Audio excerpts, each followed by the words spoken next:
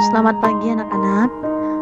Ya, hari ini kita akan membawakan materi kimia yang berjudul larutan penyangga. Jadi larutan penyangga ini kalau di dalam tubuh kita ada beberapa banyak larutan penyangga. Oke, jadi sebelum kita mempelajari itu, kita harus tahu dulu kompetensi inti yang kita pelajari.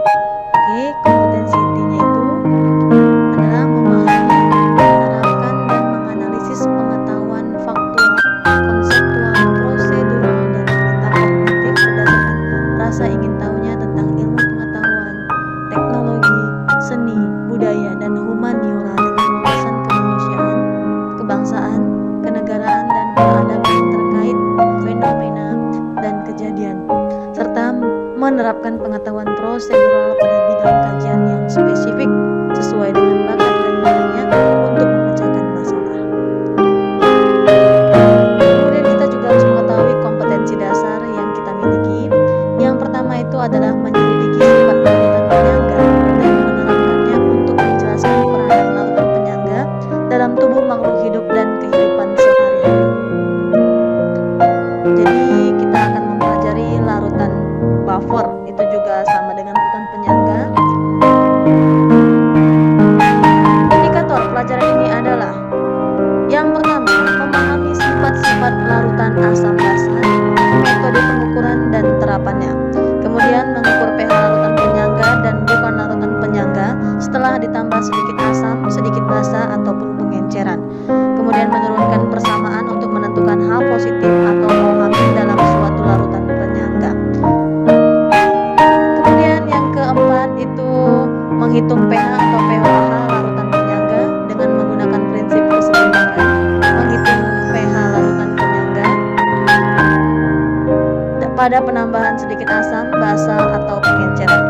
Menyimpulkan pengertian dan peranan larutan penyangga berdasarkan hasil pengukuran, dan terakhir menjelaskan fungsi larutan penyangga dalam tubuh makhluk hidup dan kehidupan sehari-hari.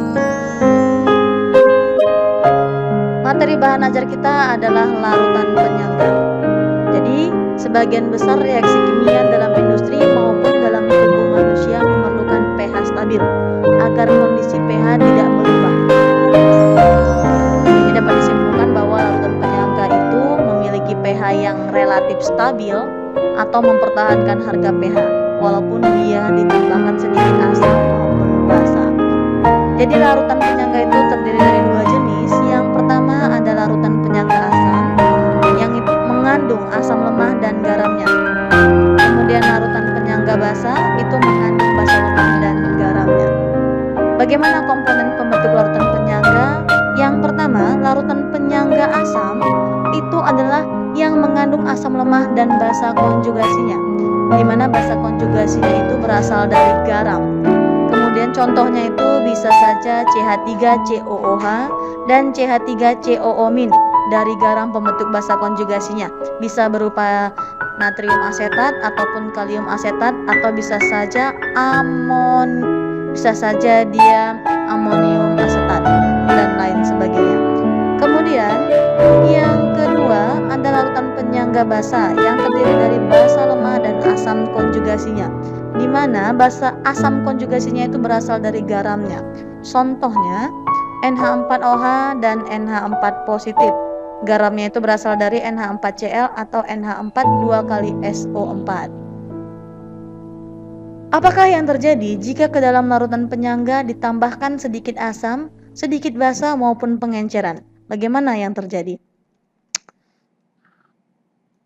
Jadi, pengaruh penambahan sedikit asam maupun basa terhadap larutan penyangga itu akan menyebabkan konsentrasi X-nya itu ataupun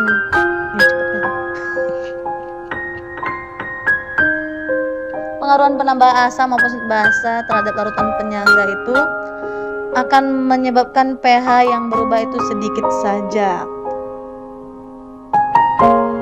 Jika ditambahkan asam, ion H positif dari asam tersebut akan dinetralkan oleh basa lemah, atau jika ditambah basa, ion OH- dari basa tersebut akan dinetralkan oleh asam konjugasi. konjugasi. Jadi, pengaruh penambahan sedikit asam ataupun sedikit basa pada campuran asam lemah dengan basa konjugasinya tidak mengubah harga pH.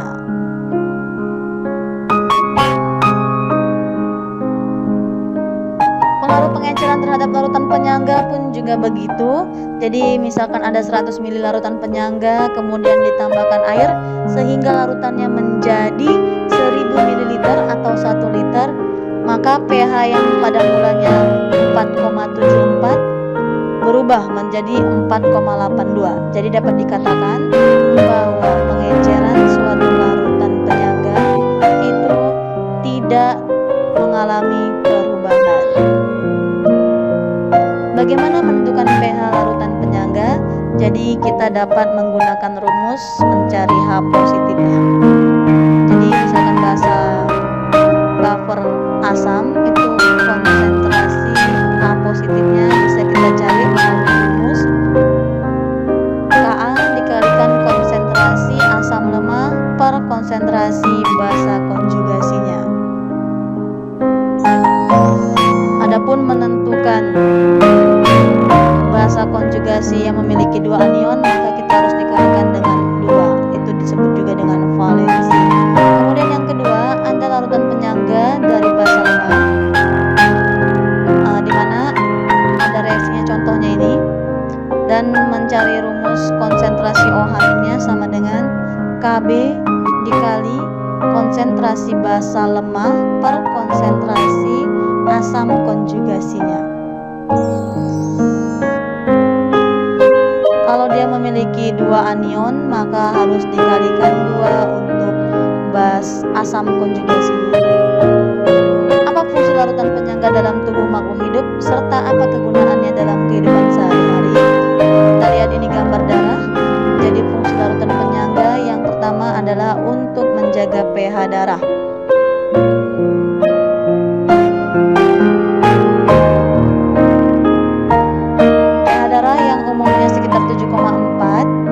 Akan selalu tetap. Jadi kalau dia berkurang sedikit saja atau selisih 0,5 akan menyebabkan koma.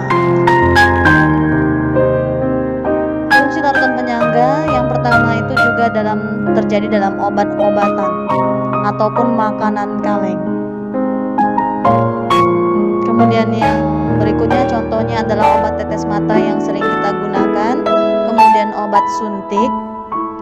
Jadi obat suntik ataupun obat tetes mata pH-nya harus disesuaikan dengan cairan tubuh. Jadi supaya tidak menimbulkan iritasi yang menyebabkan rasa perih pada mata. Kemudian dalam industri itu contohnya adalah di limbah industri ataupun pembuangan limbah industri.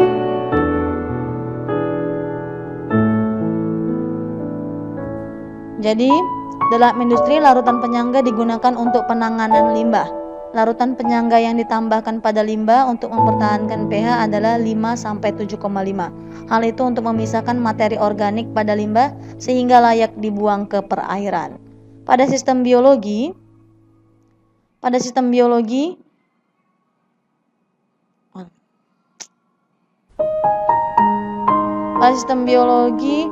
ditemukan pada air liur dan usus. Kemudian di aplikasi rumah tangga yang lain,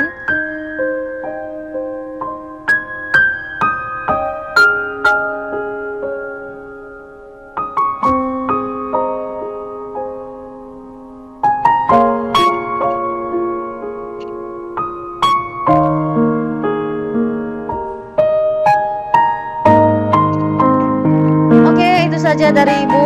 Ada yang mau ditanya anak-anak? Tidak ada. Kalau tidak ada, bolehlah kita tutup